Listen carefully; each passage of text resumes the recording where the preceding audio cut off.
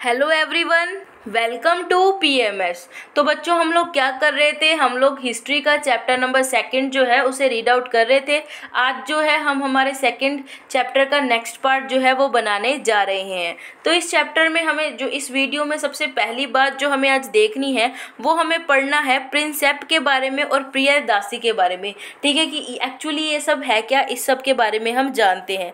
तो क्या है बच्चों, यही एक ऐसे पर्सन रहे हैं जिन्होंने ब्राह्मी और जो खरोष्टी, ठीक है, खरोटी जो लैंग्वेज है, जो खरोटी लिपि है, उसको क्या कर पाए हैं, समझ पाए हैं, अच्छे से पढ़ पाए हैं। ये पर्सन एक ऐसा पर्सन निकला है ना बच्चों, जिसने इस लिपि को अच्छे से पढ़कर दिखाया है, समझकर दिखाया है। ठीक है, अब देखो जो इनसे पहले जो ये लिपि है ना, ये जो लैंग्वेज मान सकते हैं, ये जो लिपि है ये ऑलरेडी डेवलप हो चुकी थी।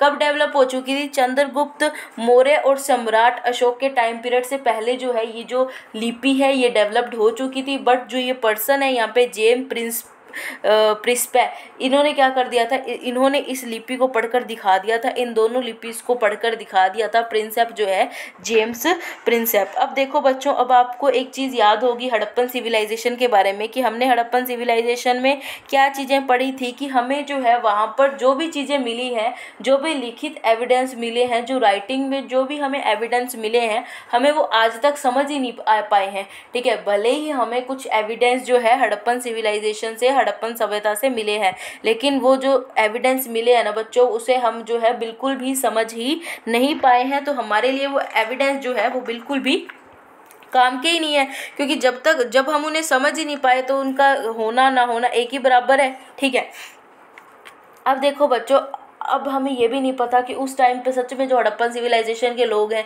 क्या पता वो लोग थे या वो एलियन थे, हमें इसके बारे में कुछ भी नहीं पता। क्योंकि जो भी एविडेंस हमें हड़प्पन सिविलाइजेशन से मिले हैं वो एक ऐसी लैंग्वेज में लिखे हुए हैं जो आज तक पढ़ी नहीं गई है। हमारे लिए आज भी वो क्या है, एक मिस्ट्री ही बनी हुई है, एक रहस्यमय लैंग्वेज जो है वो बनी हुई है। ठीक है, लेकिन ये जो लोग थे ना बच्चों, ईस्ट इंडिया कंपनी के जो पर्सन थे वो एक ऐसे व्यक्ति थे, ये जो जेम्स प्रिंसेप है, जो जेम्स प्रिंसेप, इन्होंने क्या कर दिया था, मतलब कंप्लीट हिस्ट्री को, कंप्लीट इतिहास को पढ़ने में बहुत ज़्यादा मदद कर दी थी। देखिए ये जो लिपि होती है ना बच्चों, ठीक है, इन्होंने इसको समझा। ठीक है, ये जो लिपि है बहुत ज़्यादा टफ मान सकते हैं हम, क्योंकि इसको अभी तक किसी ने पढ़ी नहीं थी, ब्राह्मी और खरोटी जो लिपि है। ठीक है, अब ये क्या है, इन्होंने बताया है कि जो मोस्टली जो लिपि होती है ना, ठीक है, जो मोस्टली जो चीज़ें मिली हैं उस पर अधिकतर जो राजाएं होते हैं उनको क्या बताया गया है, पियादासी बताया गया है।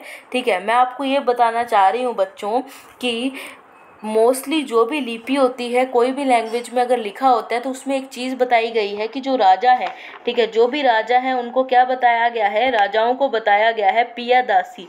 ठीक है, राजाओं को क्या बताया गया है बच्चों, पियादासी बताया गया है।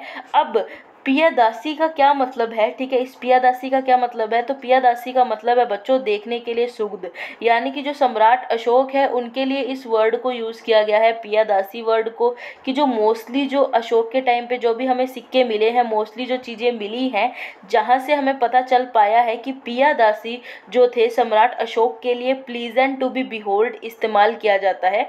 मतलब क्या है कि जो चीज़ हमें देखने के लिए अच्छी लगती है तो वो हमारे लिए क्या है, अच्छी ही है। तो इस वर्ड का जो यूज़ है वो किसके लिए किया गया है, वो यूज़ किया गया है अशोक, जो सम्राट अशोक है उनके लिए इस वर्ड को यूज़ किया गया है।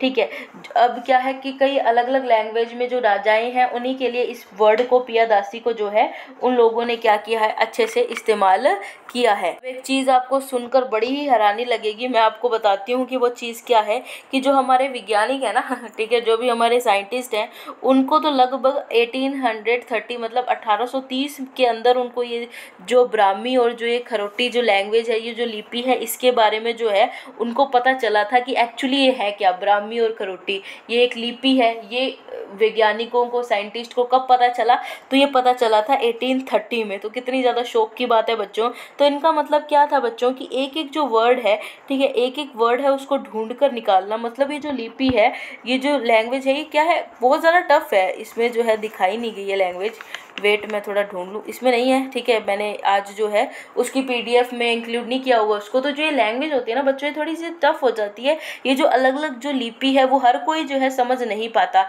इसलिए हमारे वैज्ञानिकों को टाइम लग गया था इस चीज़ को समझने के लिए।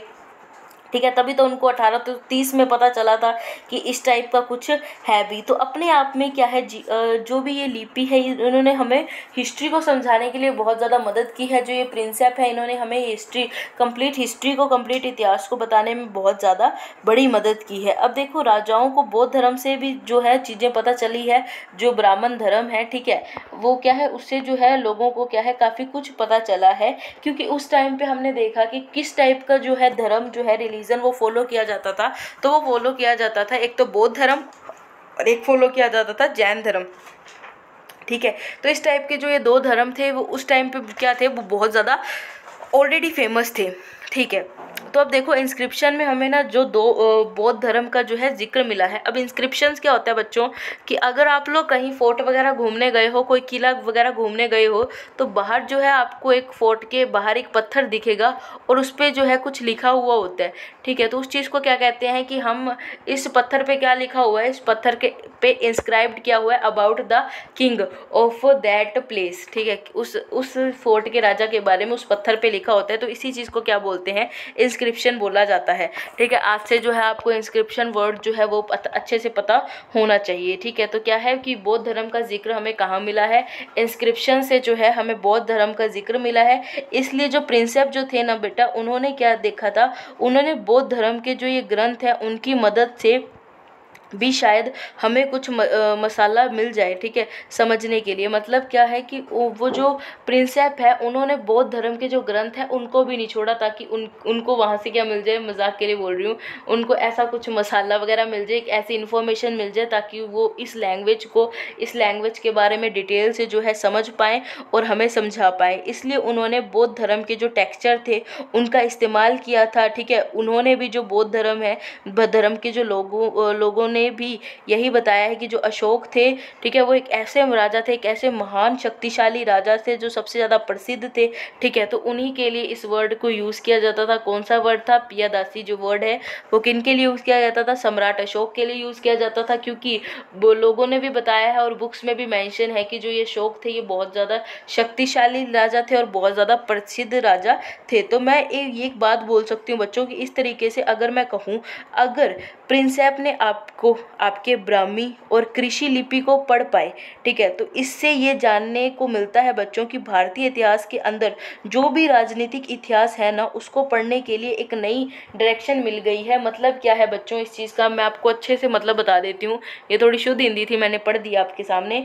इसका ये मतलब है कि जो प्रिंसेप है, प्रिंसेप ने किस लैंग्वेज को पढ़ा, किस लिपि को पढ़ा, तो उन्होंने दो लिपियाँ पढ़ दी थी, ब्राह्मी और खरोटी लिपि उन्होंने पढ़ दी थी। ठीक है। तो अब इस चीज़ में क्या है कि वो क्या करते रहे, वो उन्होंने अलग अलग बुक्स पढ़ी, अलग अलग ग्रंथ पढ़े ताकि वो इस लैंग्वेज के बारे में जान सके। तो वो क्या जानना चाहते थे, वो इन्वेस्टिगेट करना चाहते थे कि जो अर्ली पॉलिटिकल हिस्ट्री है वो कैसे लिंक्ड अप है जो आज की हिस्ट्री है, और अर्ली जो पॉलिटिकल हिस्ट्री है, राजनीतिक इतिहास है, उन्होंने हमें डायरेक्शन कैसे दी है हमारी जो हिस्ट्री को पढ़ने के लिए। मतलब क्या है कि मैंने आपको स्टार्टिंग में ही बताया था कि ये जो प्रिंसेप है इन्होंने क्या कर दिया, कंप्लीट हिस्ट्री को पढ़ने के लिए हमें इंफॉर्मेशन प्रोवाइड की है, हमारी बहुत ज़्यादा मदद की है।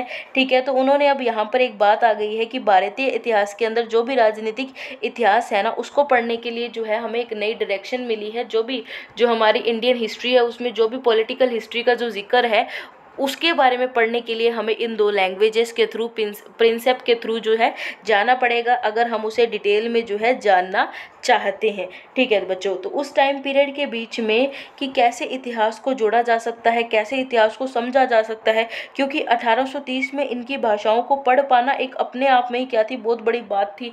यही जो है बच्चों क्या है, टर्निंग पॉइंट है। मतलब क्या है कि अभी हमने देखा था कि 1830 में जो वैज्ञानिक है उन्होंने बहुत मुश्किल से इस लैंग्वेज के बारे में थोड़ा बहुत जान पाए थे, बट जो प्रिंसेप थे वो ऑलरेडी इस लैंग्वेज को पढ़ चुके थे और वो क्या कर रहे थे, वो बुद्धिस्ट टेक्स्ट देख रहे थे, बौद्ध धर्म के ग्रंथों को देख रहे थे। ठीक है। लोगों से मिल रहे थे ताकि उनको अलग अलग जो चीज़ें हैं वो जान पाए। जैसे उन्होंने पियादासी के बारे में जाना कि इस वर्ड का यूज़ लगभग राजाओं के लिए किया जाता है, और जो सबसे फेमस रूलर थे, सबसे प्रसिद्ध राजा थे सम्राट अशोक, उनके बारे में इस वर्ड को यूज़ किया गया है क्योंकि वो बहुत ज़्यादा बहादुर थे, बहुत ज़्यादा शक्तिशाली थे। फिर हमने देखा कि जो है प्रिंसेप जो है उन्होंने ब्राह्मी और खरोटी लैंग्वेज को पढ़ लिया था, ठीक है।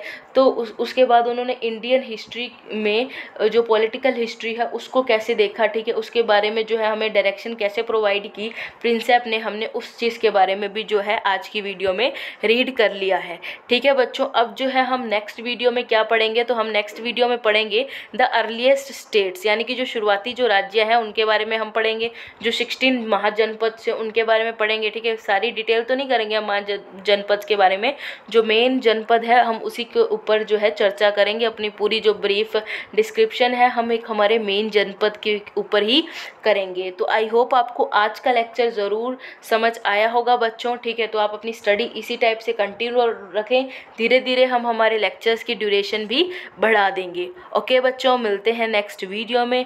Thank you very much.